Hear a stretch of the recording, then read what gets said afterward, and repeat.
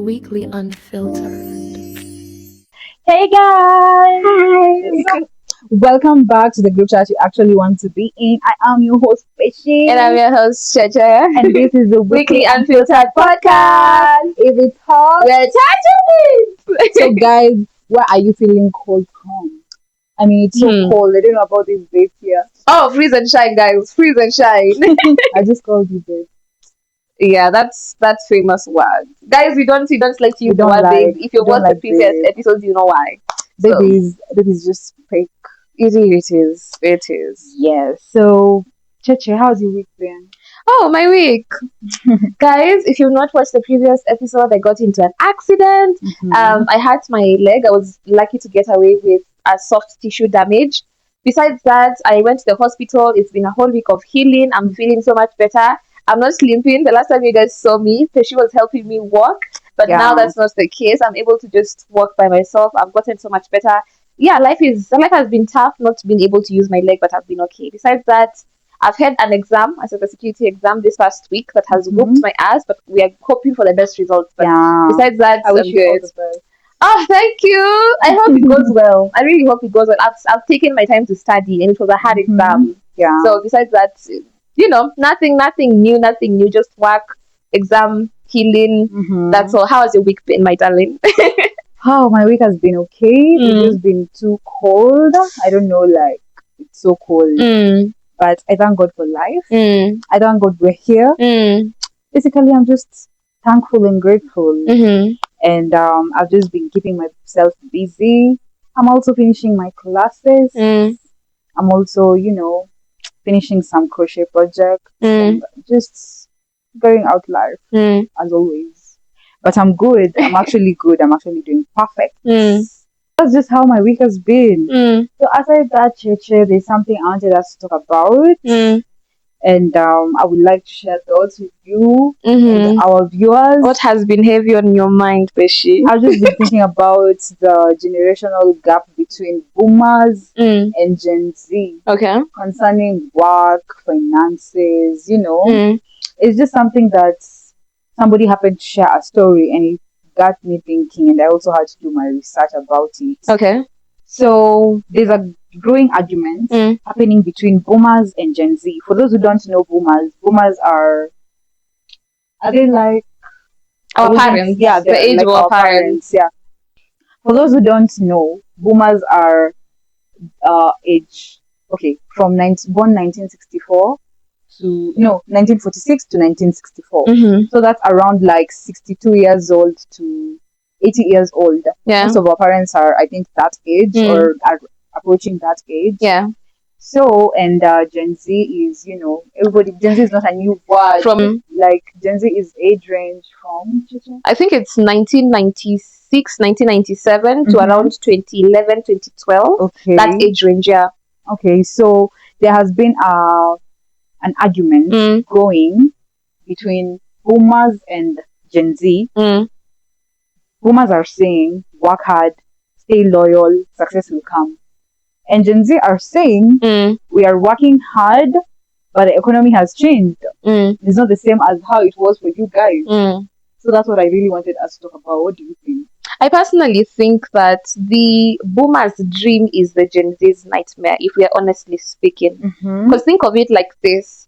Back then, I'm trying to think, because boomers are the age of our parents. Coming from an African household, this will hit deeper. Okay, So yeah, there's sure. the age of our parents, then there's us, the youngins, millennials and Gen Zs. Let's just say we're sort of going through the same experiences right now. So I will sort of frame it growing up in an African household, transitioning into adulthood, you're done with school, then you're getting into the job market. Okay. With our parents, their dream is basically get employed, then you'll reap the benefits of pension benefits, you'll reap things like, pension benefits, retirement, all that. There's this other thing, medical insurance that is constant, but then you'll have them working in the office, in the corporate office from their early 20s to 2026, because most of our parents are still doing the 9 to 5. Yeah, For example, my mom is turning 63. She's supposed to retire from her 9 to 5 job today. Wow. This year, not today. So Okay. imagine. and she has been doing that since she was what, 22, 23, working in the corporate world. So now you see, in our generation, the Gen Z generation, times are different. If I'm being honest, times are completely different. So when I'm having a conversation with a boomer, they will most likely tell me that I'm lazy, I don't know how to stick to one thing, and that causes some sort of conflict. Because you see, the boomers will, the dream is go to work 9 to 5. You don't have anything else to do, and even if you do, it's businesses here and there, and most of them survive on 9 to 5, then loans. Then for us, it's completely different because the times are different, the economic times are different. A lot of things, the structure of the world has completely changed economically. So that dream really wouldn't fit into our current times. So, like, I'm gonna ask the question: are Gen Z bad with money, finances, and work ethic, or are they just playing a different game than boomers used to play? I feel like they're playing a completely different game. Again, since the times have changed, because you can't compare back then when, for example, let's say back then the price of buying a house was 35,000 USD. Let's put it at a global standpoint. So that's because let's just put it at a global standpoint so that everyone can sort of understand what we're saying. So the price of a house was 35,000 USD, and they were getting paid something like 10,000 USD. Yeah. So if they are able, so look at the house, it's 35,000 and it's 10,000 per month. They will be able to work for 2 years for them to acquire a house fully, paying mortgage comfortably. But then in the current generation, the times have changed so much to a point where the prices of houses have doubled. Not even the prices, the cost of living. Let's start from, they're not even houses alone, but the cost of living has doubled by 1,000%. It's gone up by 1,000%. Whereby you find nowadays, back then the ratio would be 3 to 1. Then now the ratio is something like 9 to 1. So it really doesn't make sense for a Gen Z right now to be able to, for example, buy a house. It would take them, let's say, 140, not 140 years. That's so extreme, but like 14 years is compared to the boomers generation, where it would take them just 2 years. Then the 14 years would be 14 years and they are not eating for them to be able to afford mortgage properly. Okay, and I've just been thinking, like, back then, I'm not sure if I'm wrong. I think land was readily available. Yes. Because, like, okay, these Mau Mau, for example, in a Kenyan setting, these our Mau Mau freedom fighters, they fought for land, right?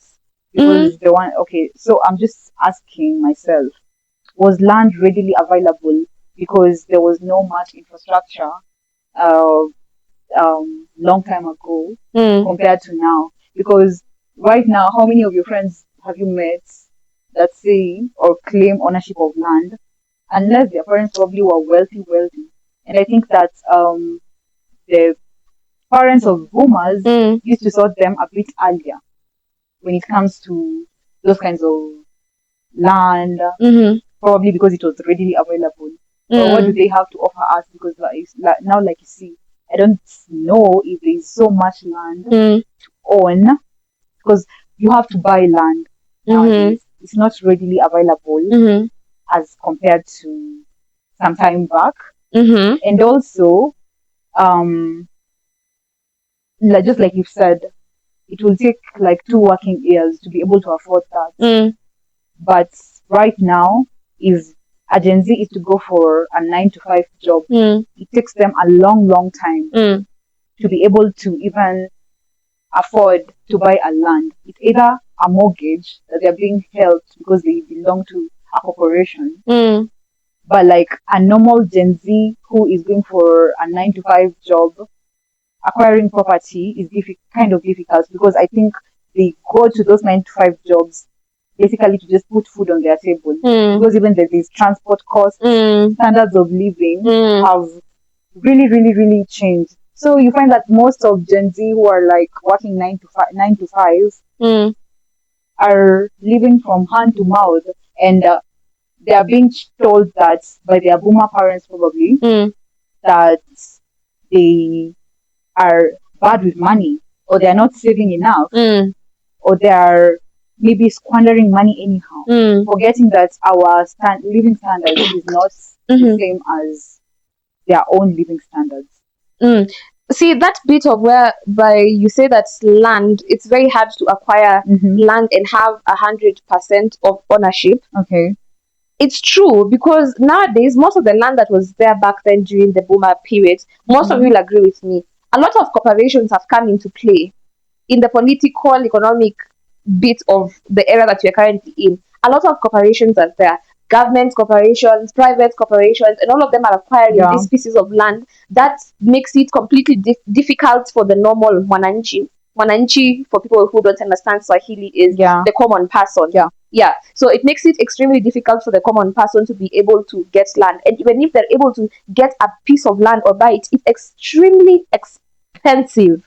It's extremely expensive, and they're charging an insane amount of money, which is crazy. Then the boomers really don't understand that, because you see, for them, they're already set up. Yeah. They've already been set up with pieces of land or property. It doesn't even have to be pieces of land. It can be property from rental units to, I don't know what businesses that have been there and that are functioning. But then the times are not the same. So it's completely different. There's this thing that I saw that really made me mad. Okay. In some countries, imagine you cannot own land like that. For example, let's say you want to buy a house. There's a plot of land that the house that you want is sitting on. So instead of you being able to buy the property and also buying the land, part of the property, like now the house plus the land, most of these people who are selling these lands don't hand over the title deeds. So you find like you have not a sole. Yeah, imagine. Title deed. Imagine. But like you can own the house, but you can't own the land. So you're basically sort of co-owning your property with someone. Enlighten me more. When somebody buys a house that comes with obviously land, are they always given title deed, or is just me? I thought that it's just title deed. In most cases, you should have the title deed of the land and the house itself. But nowadays, under whose name? Under your name as the buyer. So now most people nowadays don't. For example, if I'm the landlord and you are interested in a house that is on my land, instead of me giving you the title deed to your house that you've paid for fully, I give you the ownership of the house, but then I'm not going to give you the ownership of the land. So that's crazy. Yeah, imagine not being able to own the piece of land that your house sits in. So I can come and evict you at any time. Now imagine, that's not nice. That's not nice. Then the boomers think just because you choose not to buy a property, because most of these conversations revolve around housing and saving, financial bit, you're squandering your money, because according to them, assets like houses are like the things that you should look into. It's not bad, we get that, but then you also need to think, the boomers need to, my personal opinion, I feel like they should be more open to hearing our own perspectives, because if such a scenario happens to me, what's the point of me investing my money in a place that I could be kicked out at any time?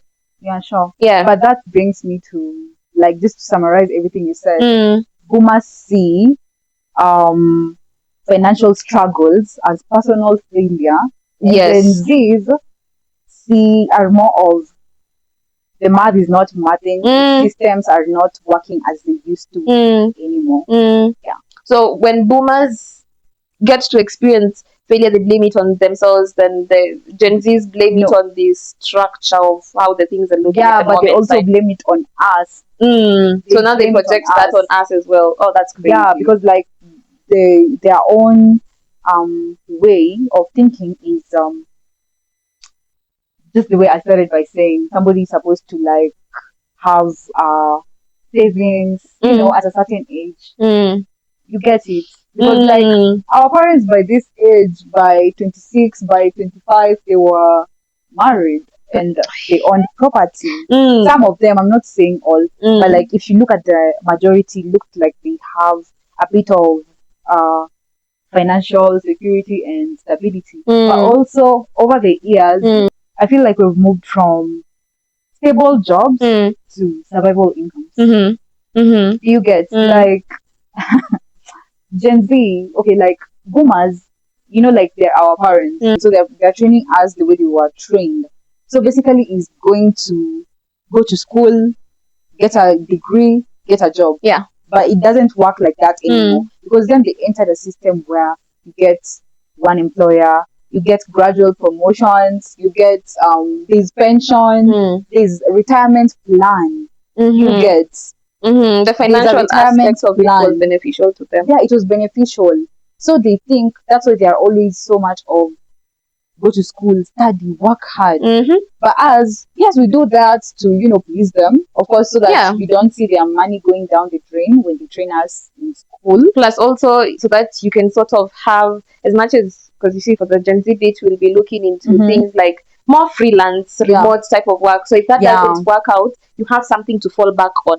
Yeah, now you see like them, they have that system that Mm. is stable, but as we are built on freelance jobs, like you said, Yes. we have side hustles, gigs, digital incomes, remote contract. Remote contract is not something that's stable. Like it's a contract, Mhm. meaning it ends anytime. It's so difficult to get a job that's. How many of your friends or just people have you heard talking about a retirement plan or like pension? If it's not like their own investments from a corporation that they are working for. Most of the friends that I have that work in corporate, of course, when you're getting a corporate job, there's the retirement bits. So people who work in corporate get what I'm saying. Worked there for a few years, didn't like it, decided to do my own thing. So now the friends that I have in corporate and what I got from the corporate bit, out of the salary that you're going to be paid, a bit is deducted and kept in your retirement benefits. A bit of it is deducted and kept in your medical insurance. Then, of course, what else is deducted? The taxes, depending on the field that you're working in, especially in our country, I'm talking about the taxes that are cut out. Okay. Those are like the two main ones. So there's medical insurance, retirement benefits, and now the other taxes. It depends. NSSF, mini. Now that depends based off the field that you're in. But like medical insurance and retirement benefits for a proper job in a company that has been registered have to be there. So now outside of that, the people that I know, my age, who are working in corporate, most of them opt to do the 9 to 5 jobs in corporations for just that bit, but then they don't take it seriously. They don't have the loyalty to they don't have the loyalty to the corporations, because again you can be laid off at any time. So they take that, most of them take the 9 to 5 corporate job as by the way, it's just something that is stable. I have retirement benefits, medical insurance, medical cover. Then outside of that, they do their own things, freelance. So they work during the day 9 to 5, then 5 to 9 overnight. They do their own freelance work, remote jobs, and they get extra money. Because if you genuinely think of doing the whole 9 to 5, I don't think the money is substantial to give you the life that you want long term in this current time that we're in. Time. Because honestly, you talked about loyalty and you talked about feeling like they can be laid off at any time. Yeah.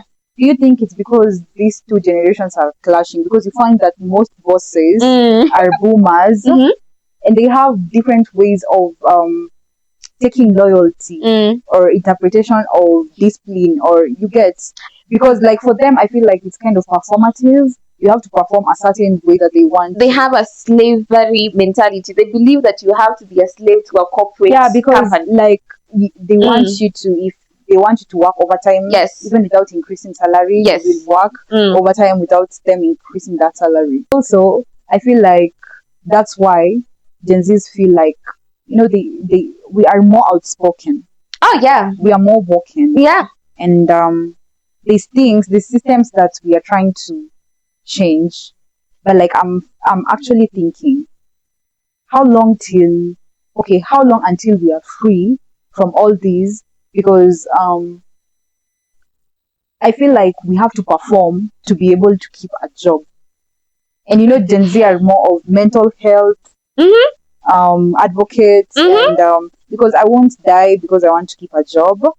Can I ask you a very simple question? Okay. It's a scenario, and most Gen Zs have gone through this. Especially, let's say somebody comes to you right now, offers you a job. They're paying you for, let's say the contract is 40 hours a week. In office, you have to be there physically, no remote, no hybrid. Okay. So you get into the office 40 hours a week, so that's 8 to 5 or 9 to 5. Okay. Then they tell you, because when you're working with boomers or Gen X, that's boomers, Gen X, and millennial. Then now when you're working with boomers and Gen X, most of them will look at you. Gen X is not. No, Gen X is boomers, Gen X, then. So now imagine you're working in a corporation where the boomer is the CEO, then the managers, like the managerial board of it, are Gen X's, because those two believe in you have to be a slave to the corporation. Anyway, it's not like a slave in quotes. But you get what I mean? The corporate slave. That is what I mean. So now think of it like this. You get a job, the contract has been written, 40 hours per week, it's 8 to 5 p.m. Then, when you're working with these older millennials and Gen Xs, they usually get, they treat you or look at you very badly, make you feel very terrible for leaving work at 5. Well, the contract says that, but then they're so comfortable with doing extra hours as if they're trying to please the corporate the corporate people. Like they're trying to I have a story. Yeah. I have an experience. An employer, not gonna mention names. Period. So this person in question, so this person was my boss. I was the contract said I'm supposed to work from 9 to 5. I know where you're going with this. And I used to bank checks. I was a merchandiser back then. I used to bank checks for them. So there's a time that because I didn't used to, when you merchandise, you have to you're given branches that are in way different places. So I could get to town late and I could go to pick a check in one of our stockists where I used to merchandise. So you know that the working time is already almost over by that time. So in my report, because we used to write daily reports, I'm supposed to send a report saying that I've worked at this, I've done this is where I've gone to, these are the activities that I've done, this is the amount of income I've brought to the company today. So she sees that report and this person, let's say person X sees that report and says, why didn't you send me the picture of the check? Remember this time, this is 10 p.m. at night. Okay. I tell the person X because I didn't send because it was past my working time. Okay. Person X says, I work 24 hours. But the contract states it's her company. 9 to it's 5. Her company. Sorry. So I was like, don't pay me to work 24 hours like you. It's your company. Clock it, yeah. So I was being seen as rebellious. That I know too much. So I'm acting as if me too. So it was actually pathetic. Yeah, it actually is. That brings me back to the point that I was asking you. If someone is telling you to do, if you are told to do 40 hours a week, and now they expect you to do 60 hours a week just because then when you leave early or you don't do things that are past the 40 hours a week, they see you as rebellious. What exactly would you do in such a situation? I would quit. Clock it? Because honestly, in as much as we want the money, I don't know, is it that boomers and Gen X knew how to handle stress better than us? Or are we just more woke and outspoken? Because I don't know, is it because they already had families and they had to really, really sacrifice? But come to think of it, I feel that's why they used to project their trauma to us. Because that stress, yes, because the stress used to really, really get into them. So what better way than to come home stressed? A dad is coming home. Have you heard these stories of where a dad is coming home, walking via a door, the children are running because they know what kind of father that is. Most African households. My dad is a great man, bless him.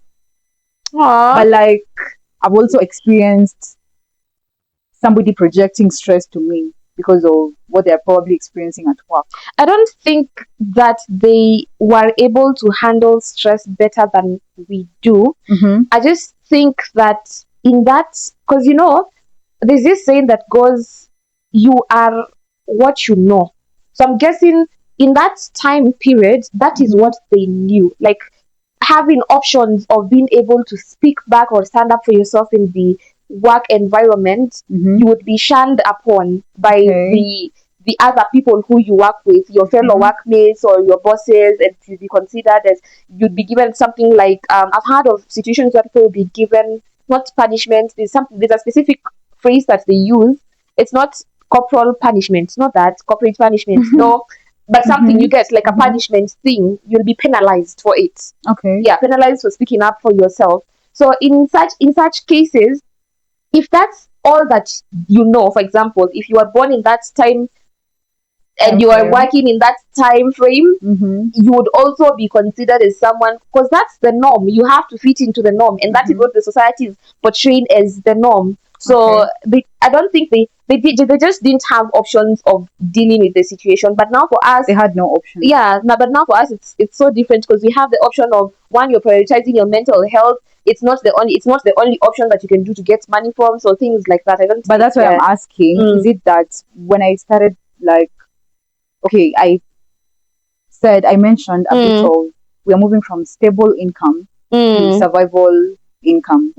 So is it because that they were not as flexible as we are right now, or is it because also they had a lot of responsibility? Like I also mentioned that by this time, like from age range 21, like they used to get married Even pretty earlier 18. than, yeah, even 18. Bro. They used to get pretty, is it that we don't have that much responsibility as they used to? But now you see the times are different. We have the Okay. same level of responsibility, but we have choices. We can choose not Okay. to fall into those responsibilities. yeah. One, True. and two, once responsibilities like family are brought onto your table, that back then being the norm, they Mhm. will have to do different things to, I don't know, support the family or something, to Okay, put food yeah. on the table. But then again, you can also think of it in the perspective of, back then the quality of life was better than it is right now. You can't compare the amount of 20,000 Kenyan shillings back then and right now. Right now it's like 2 very shillings. different. Yeah. So the quality of life was better. The economic trends at that specific time sort of made the situation better for the people who are working in the corporate world, Yeah, for sure. them to be able to, I don't know, maneuver through the finances that they were earning. Finances were sort of fair for them, but not now. Yeah. But not So now. like that's why when talking about stable income Yeah. to the shift between the shift from stable income to survival income, like when you tell your parents or a Gen X relative that you're doing freelance, a remote contract job, you want to start a side business, a side hustle, for them this is looking unstable, and like probably you're not still serious, or you don't know what you want in life. But for a Gen Z, this is just financial survival. Like if we don't do that, like we can just, nowadays companies, even the boomers themselves are employing these, a lot of, also nepotism has never ended. It will never end. It will never end. When you hear a Gen Z who really has a good job somewhere, when you just do your research, or when they just give you their story, you'll just hear, my uncle owns these, or my uncle knows somebody. So like it's not easy for those ones who don't have any connection, and opportunity is not the same as opportunity channels are not the same as it used to be very many years ago. When boomers used to seek job or employment. So it's kind of, our game has really changed. Plus that bit that you've said of employment, in the current world, we have a crisis of underemployment. Yes. We will go to school. Most Gen Zs have gone to school. They will graduate. Most of them, because again, not every Gen Z is living a life where they're very much free, like free-minded, open-minded, want to work remotely. Some of them still have the dream of working in a corporate setting. Okay. And that being the case, most of the Gen Zs graduate yearly, but then there are no job opportunities. It's like back then the world was working properly. But then when it's our turn to be adults, everything is just matter. There's a war. I don't know what. Things are just falling apart. Yes. Then now, imagine living in a crisis of underemployment. There is inflation. There is war going on. Literally, a lot of things are just happening. And the people who graduate find themselves with no jobs, and they're still expected to perform. And when you look at the current status of the world economically, the current status of countries economically does not match with what was there back then. Because think of it like this. Someone who was a lawyer back then was earning, let's say, 5,000 USD. Okay. At the higher bit or the lower bit, whatever. Okay. 5,000 USD, just an example. I don't know how much they were earning. And right now, back then, 5,000 USD would have been a lot of money. Yes. Right now, the same person, a Gen Z, has graduated, is a lawyer, is earning 5,000 USD. Do you want to tell me the quality of life is going to be the same?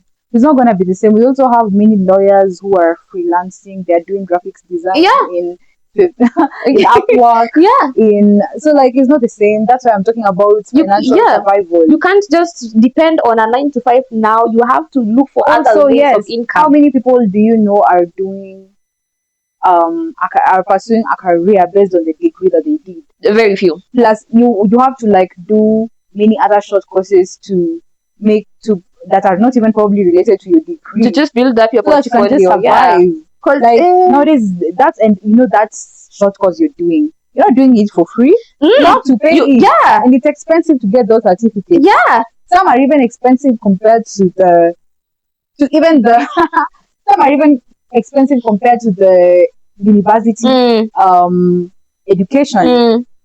Because okay, like you see, like job students, you know, we are being told work hard in high school, finish primary school, like in Kenya, finish primary school, pass KCPE, get a good secondary school, finish that secondary school with a good grade, so that you can be able to enter university under government sponsorship. And that government sponsorship is the taxes that we pay. That government sponsorship has students' debt loans. Let's get there. It has students' debt loans because, like, you're not even able to survive properly. Imagine. Because once you're an adult, there's a way even somehow your parents cut you off financially because they feel like you're an adult. I was also an adult. You have to figure things out. This is the way I figured things out, which is so wrong. Times are so different. Which is so wrong. Yeah. Because, like, when you bring a child to this world, you're supposed to hold their hand till the end if you're able to. Yes, you're supposed to hold the child's hand till the end. Yeah.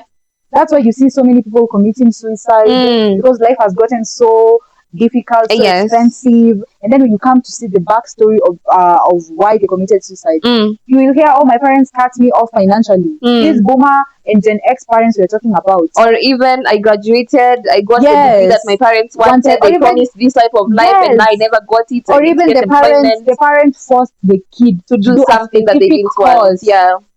The kid is good at music nowadays. Go to TikTok. Yeah. Maybe if you sing well, the algorithm will favor you. You will grow. And you know, even to go to that TikTok and sing and do that algorithm, you need equipment, bundles of good quality. You need equipment. You need a good quality phone because cameras are super expensive. Yeah. Even phones are super expensive. But you're gonna force your daughter or son to go and do nothing just because you like that nothing. Chichi, remember that story? There's a driver, like that time we were together. The driver is saying he's so mad at the daughter because the daughter she did IT and he really loved the nursing course. The dad is loving the nursing course just because the dad loves the nursing course. Imagine the daughter is supposed to do nursing automatically. It's so pathetic. It's such a pathetic scarcity backward barbaric mentality. I don't like it. I personally feel like boomer parents should, I don't know, just play to your kids' strengths. Not everybody is good at math. Not everybody. We all can't be good at biology. We all can't be good at chemistry. We can't all be good at whatever history, that and that. Just sit down, get to know your children, then be able to support them in their dreams, their interests. That is where they're going to feel fulfilled. Because I will tell you this for free. Most boomers think that when it comes to the workforce era of their life, they think of it as an identity. Like, I'm a lawyer, it's my identity. But then for us Gen Zs, it's more of, I'm going to do something that is going to fulfill me. On top of that, it's going to give me the financial freedom, my time freedom. I just want to be free, explore the world. And that is why most boomers will be stuck in the corporate 9 to 5 for the rest of their life. And they've never traveled, they've never pursued, they don't even have hobbies. You know what? I'm even getting mad. I'm getting mad. Because, like, if you like nursing, why didn't you do that nursing? If you want me to be a lawyer, why didn't you work hard to be that lawyer? Why are you projecting it? Why are you bringing your burdensome career to me? It's not a lovely mentality. Because, like, you're supposed to support a child. They are still your child. I didn't beg to be brought to this world. It was your choice to either keep me or, like, not bring me to this world.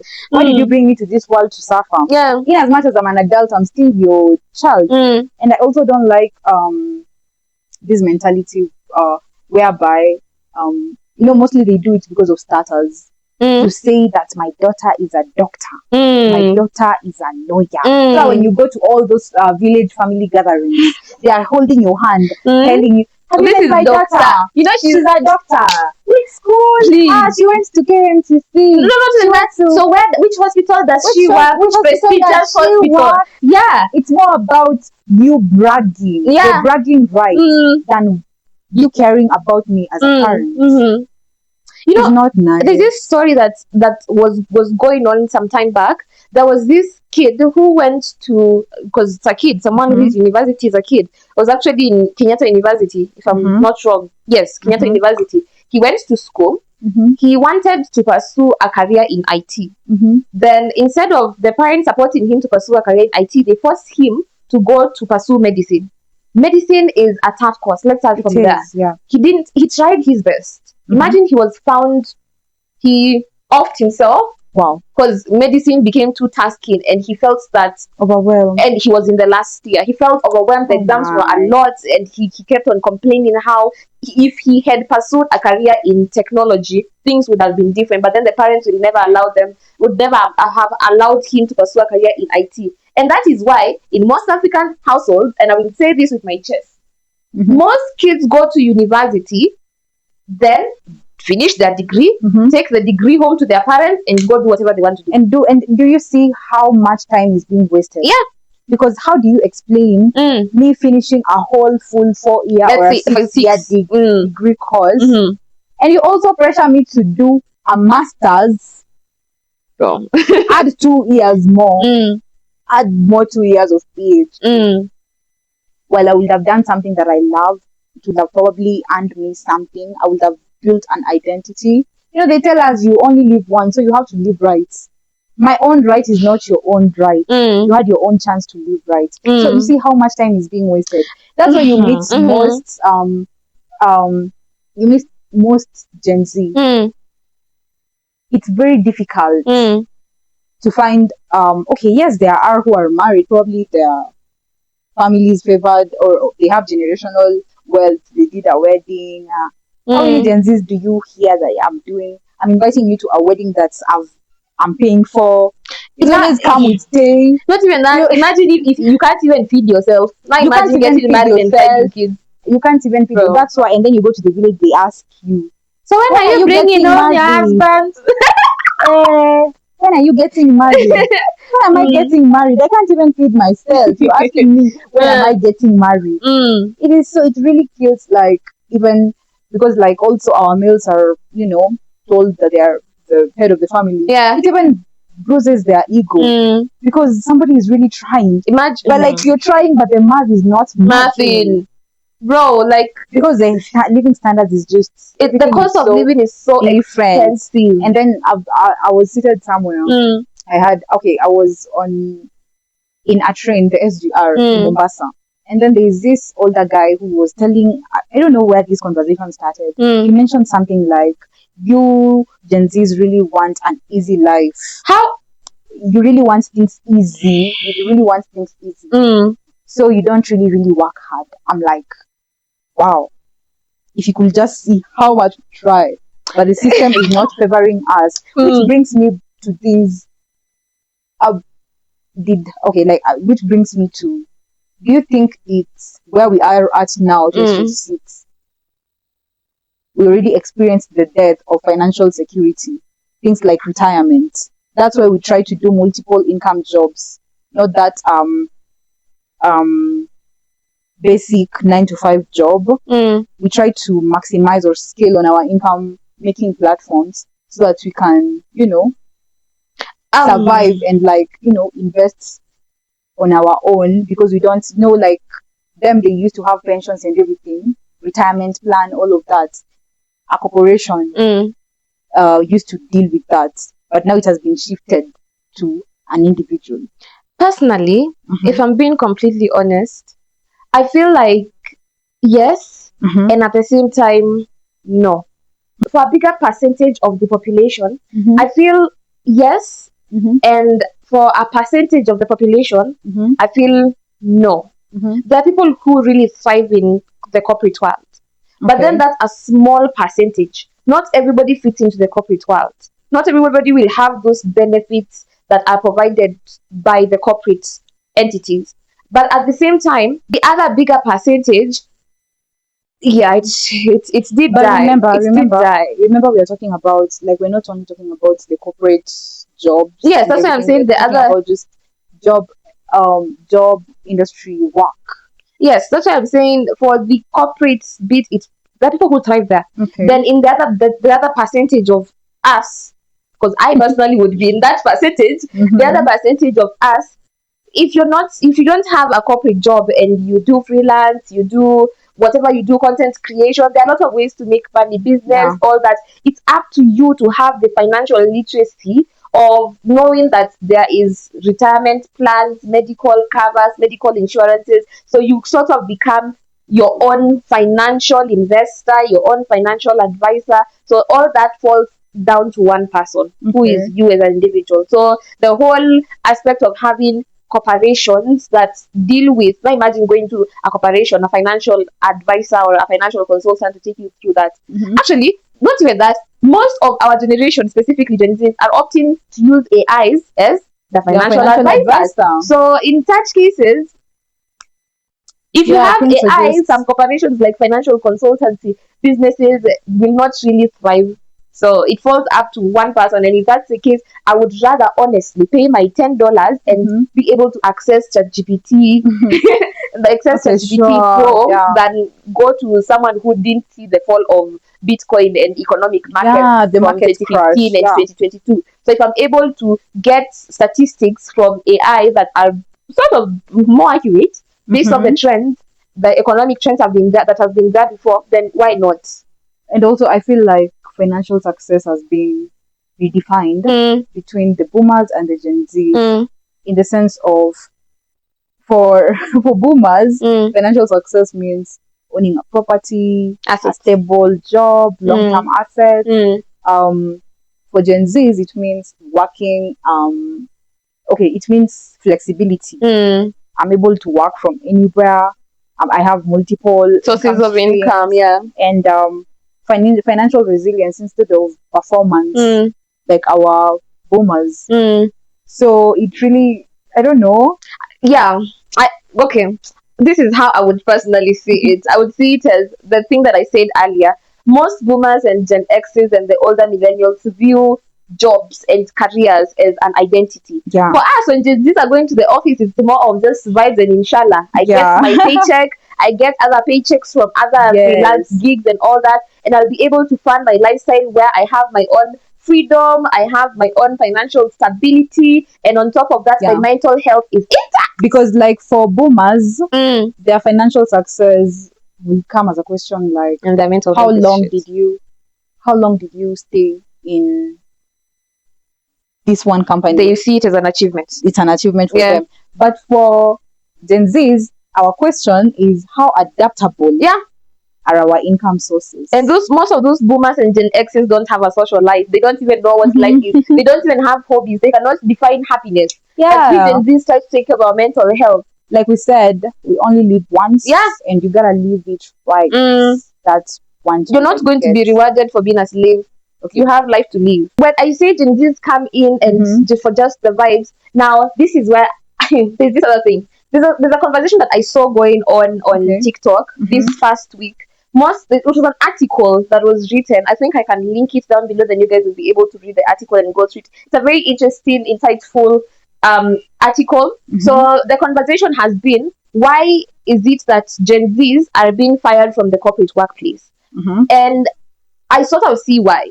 Okay. Imagine employing someone 40 hours a week, expected to pay 60 hours per week, and most of us Gen Zs are outspoken. But personally, I'm going to speak up for myself. Yeah. I'm going to be respectful about it. The first thing I'm going to do is, one, raise the issue to the people who are on top of doing something. Then on top of that, I will also add the aspect of try to negotiate I don't have a problem with working if I'm being paid for my overtime, because that's my own personal time that I should be doing, investing in something else. Rest is also investing in yourself.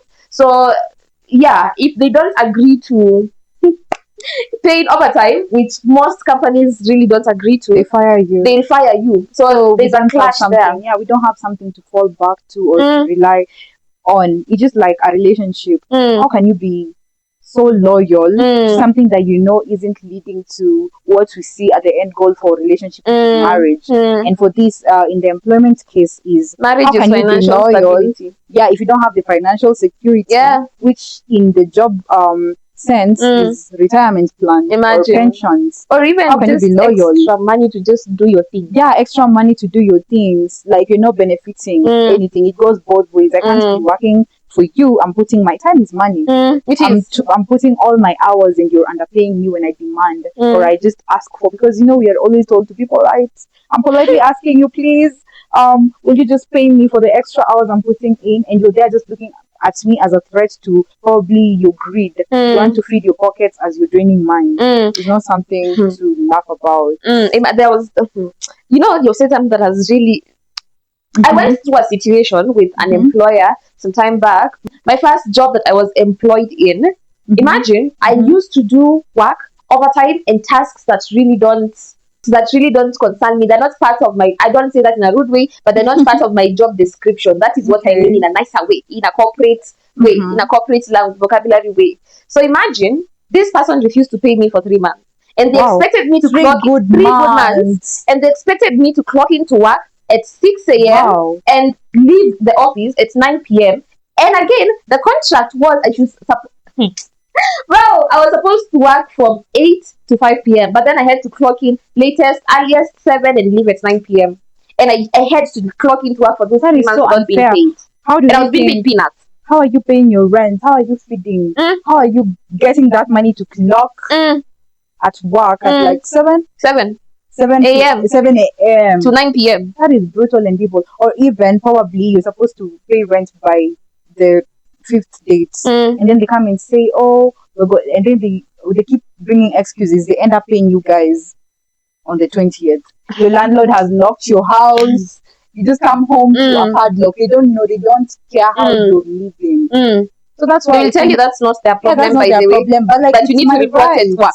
It's my right. What does your contract say? What does the contract say? 8 to 5 p.m. 8 to 5 p.m. and pay extra. And they say they even indicate dates where you're supposed to be paid, but they don't adhere to that. But they expect you to adhere to your own, everything. But then they have an exception. They don't live up to the end of the bargain, but they expect you to live up to your own. That is just so bad. Now imagine in such situation, if I speak up for myself, say for example, boomers and Gen X's and elder millennials will stay there for 6 months. I've had friends who are older millennials and Gen X's who, imagine, they stay there for up to 6 months without getting paid, and they still go for that job. Yes, I've had like even county government. Imagine county governments, and county governments has the older people who have a lot of responsibility. Boomers probably and X's. One person has a child in the university, like 3 children in high school, 2 more children in primary school, probably another coming on the way. Imagine. They still have rent to pay, and you're not paying them for 6 months, and you still expect them to go to work, and if they don't go to work, they're being fired. Imagine in such a situation,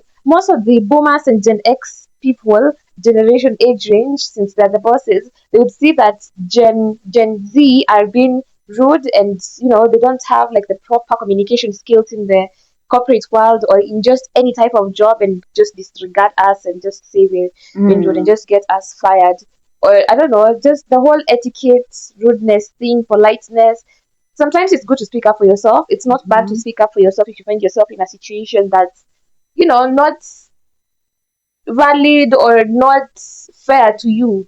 Stand up for yourself, speak up to yourself in a respectful manner, of course, and just express yourself. If it does not align with your goals, feel free to walk away. Yeah, sure. Your mental health is more important than, I will not say than a job, but in real sense, your mental health is way more important. Please take care of yourself. Just know that there are so many different ways that you can get money nowadays. You don't have to be tied to your desk for you to make money.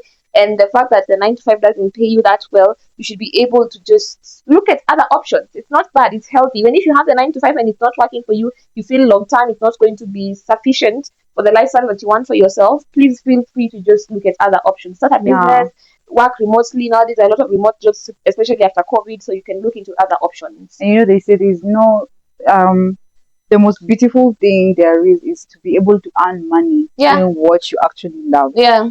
So just find your niche. Find what you love, find your niche, and just scale From on there. your capabilities and opportunities that are around that field. It's very Absolutely. possible.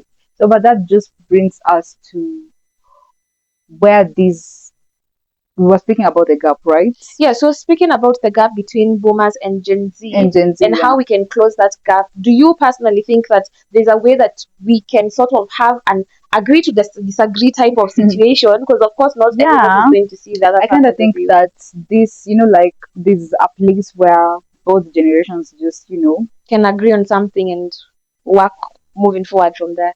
not really. There's a place where, okay, I don't think it can be solved because the economy standard are just going higher and higher and higher. So you find that these generations have almost the same fears, like concerning work, concerning finances, concerning everything. Some of these fears are AI, automation, and just the growth of AI overtaking most jobs. Are the way the economic standards are just raising every single day, high cost of living, uncertainty in retirement. Because like in as much as the Gen X and the boomers are still in the working environment, the government comes with new ways of taxing. So we all find ourselves succumbing to the same forms of pressure. Do you understand? Yeah. So it's, I don't know, I just feel like we can agree, both the Gen Z and the boomers, to an extent, or just boomers should just try and see our way of life and move with the way the world is moving. And also the Gen Z can also try and learn some work ethics. I will give it to the boomers and the Gen X. Their work ethic is elite. It's elite. There's always really good. Yeah, there's always something to borrow from our other counterparts. There's always something to borrow. Yeah. We can't just say, Gen Zs, sometimes we're kind of stubborn. We're quick to dismiss the older generation because we are more tech savvy and we understand the current world, but that's not nice. But they also have experienced, and there's always something good in every bad. There's always something good, and in every good there's always something bad. So let's just try and borrow from each other, and that's how we're going to move together. Yeah, because at the end of the day, when you look at, for example, the Gen X's and the boomers, most of them, they're the ones who are established in, for example, the corporate world or in jobs. They're the ones that own the businesses. So if we as Gen Zs can be more open to learning from them, we'll be able to just improve on our skills. You can never have too much skills, or you can never be a perfect human being or a perfect employee or a perfect, I don't know. This life experience is a one-time experience that we are all learning. Just because our experience, our times right now are different from the boomers and Gen X's times back then, does not mean that we cannot, borrow and leave a thing here or two. But also, the boomers and the Gen X's should really try to sit down and understand the current world and how things are moving. Just don't disregard your younger sisters and brothers just because they don't want to go in the corporate road, or they want to do content creation, or they want to, I don't know, whatever they want to do, pursue their passions for money. Support them, listen to them, guide them, since already you have the experience, the corporate, the business, all that wisdom, you already have it. Pass it down to them, but in a more conversational tone, not trying to dictate or force them to do things that they don't want to do. I just feel like boomers can, like Gen Z can borrow the boomers' consistency and financial discipline. Yes. And the boomers can try and borrow the Gen Z innovation and adaptability and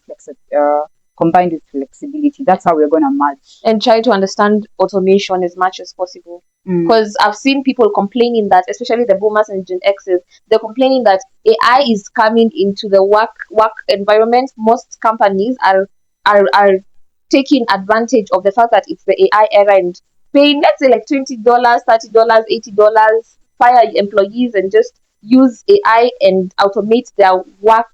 They automate their work and automate their work environment after incorporating AI agents. So if the boomers and Gen X's are open to learning from the younger generation, because now the AI agents are from us, the Gen Z, that the work Yeah. was from home.